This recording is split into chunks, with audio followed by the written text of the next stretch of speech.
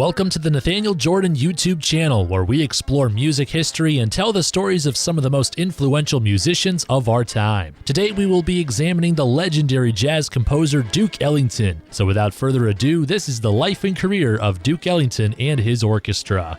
Edward Kennedy Ellington was born on April 29, 1899 in Washington, D.C. in a middle-class neighborhood. Both of his parents were pianists, with his mom Daisy playing parlor songs while his dad James played operatic arias. His grandparents on his mom's side of the family were former slaves. While Edward was a child in the early 20th century, Jim Crow laws were being enforced across the southern United States, which mandated racial segregation in public facilities. Ellington's family celebrated racial pride in order to protect him from the Jim Crow laws of the time. Edward began taking piano lessons at the age of 7 from a woman by the name of Marietta Clinkscales. He earned the nickname Duke from his childhood friends due to his gentlemanly ways and dapper attire. As Duke took piano lessons, he began to display a greater interest in baseball and would work his first job selling peanuts at Washington Senators baseball games. At the age of 14, Ellington began to sneak into Frank Holliday's pool room, where he would listen to professional pianists play ragtime tunes. Hearing this music ignited Ellington's interest in the instrument, causing him to take his piano studies more serious. Ellington was particularly inspired by the early jazz artist Doc Perry.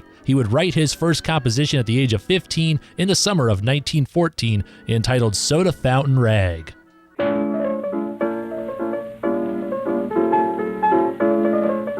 The composition came to fruition while Ellington was working as a soda jerk at the Poodle Dog Cafe. Ellington wrote the composition completely by ear, as he would not yet read and write music. He continued to listen to ragtime pianists and began to imitate them in his own piano playing. Perry would teach Ellington how to read sheet music and improve his technique, while music teacher Henry Lee Grant gave him private lessons. Ellington would also take inspiration from popular pianists at that time, including James P. Johnson and Fats Waller.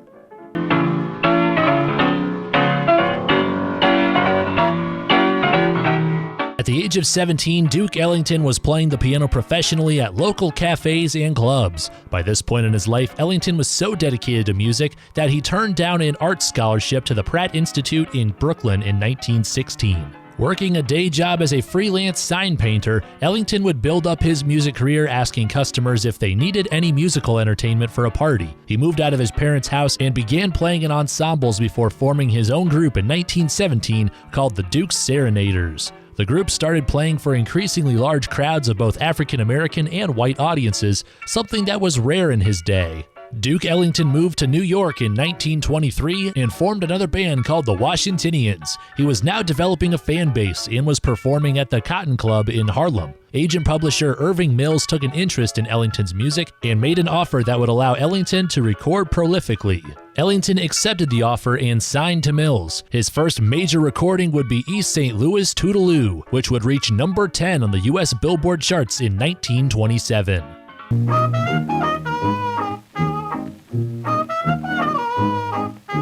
The recording would be one of the earliest to feature a plunger muted trumpet, played by co-composer James Bubbler Miley.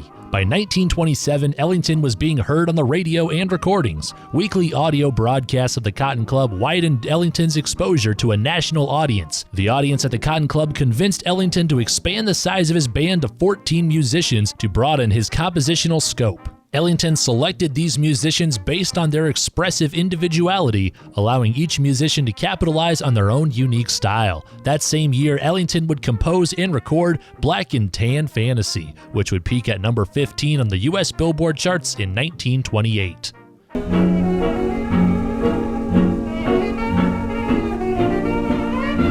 In 1929, a musical short film named after the song would be written and directed by Dudley Murphy. It would be the first film to feature Duke Ellington and his orchestra. The film was culturally significant, exposing African American artists in New York City to a wider audience. What's that? Something you're writing? It's a new number I'm writing. Oh, play it for me? Sure. Art, come on, let's run this over for Freddie. Duke Ellington and his orchestra left the Cotton Club in 1931 and would embark on a series of tours around Europe. By 1932, his orchestra consisted of 6 brass instruments, 4 reeds, and a rhythm section of 4 players. As the band leader of these talented musicians, Ellington would not exercise strict discipline. He led his orchestra through piano cues and visual gestures, rarely conducting with a baton. Ellington hired Ivy Anderson as the vocalist of his orchestra, who sang on his popular 1932 recording, "It Don't Mean a Thing If It Ain't Got That Swing." It don't mean a thing if it ain't got that swing. Some other notable songs recorded by the Duke Ellington Orchestra at this time include Sophisticated Lady, Solitude, and In a Sentimental Mood. Duke Ellington would write music that would capitalize on the skills of each individual soloist. With such a talented ensemble, Ellington would blend the individual sounds of his musicians in order to create unique harmonies. This was rather unconventional, as most musicians would compose their work with band section scoring. A prominent example of a unique harmony created by Ellington can be heard in his 1930 recording of Mood Indigo, where he blended a muted trumpet, unmuted trombone, and low-register clarinet.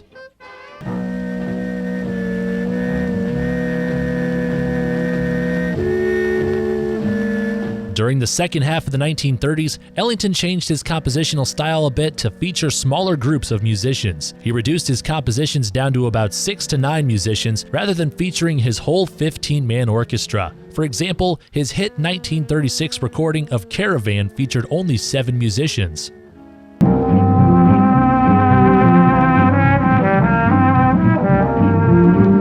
1939 would be a pivotal year for the Duke Ellington Orchestra as they finished a very successful European tour and would hire Billy Strayhorn to arrange and polish many of Ellington's compositions. Strayhorn would write the jazz standard for the band entitled Take the A Train, which would become the band's signature song and a hit in 1941.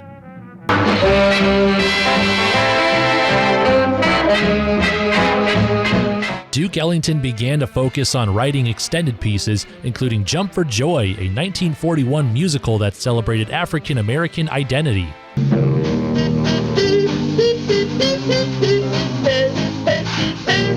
The musical had sold-out performances and received positive reviews. His 1943 jazz symphony, Black, Brown, and Beige, debuted at Carnegie Hall and told the story of African American history. The Duke Ellington Orchestra began to decline in popularity during the post-World War II years. Big bands were going out of style and crooners began to break into the mainstream. Club owners soon realized it was much more cost-effective to feature a smaller group of musicians over big bands. Ellington's career was at an all-time low by the early 1950s as he lost 3 of his personnel. Sonny Greer, Lawrence Brown, and Johnny Hodges all left the band to pursue other interests. Ellington's music was now perceived as old-fashioned. Ellington would experience a career revival at the Newport Jazz Festival on July 7, 1956. The concert was a triumphant return for Ellington as a new generation of fans were attracted to his music. His album Ellington at Newport would become the best-selling recording of his career.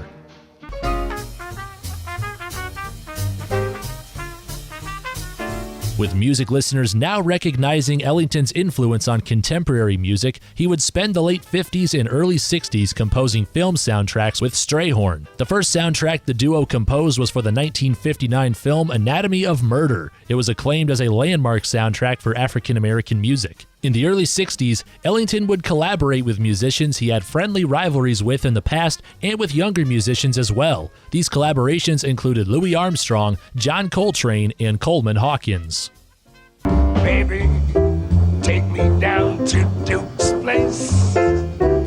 Duke Ellington was now in his mid-60s and showed no signs of slowing down as he continued touring and releasing albums. President Richard Nixon would award Duke Ellington the Presidential Medal of Freedom in 1969. Ellington was active in touring and releasing live albums up until his death from complications of lung cancer and pneumonia at the age of 75. In the years after his passing, Ellington left behind a legacy as one of the most important and influential American composers of the 20th century. The Duke Ellington School of Arts was established in his honor in his hometown of Washington, D.C. Never afraid to be unconventional, Ellington's innovative arrangements can be heard in thousands of scores he composed throughout his half-century career. In conclusion, Duke Ellington may be the greatest composer in the history of jazz music. Okay, so what are some of your favorite Duke Ellington recordings? Which musical artist should we cover next? Let us know in the comments down below, and for more biographical videos about influential music artists, please be sure to subscribe to the channel. Thanks for watching the video.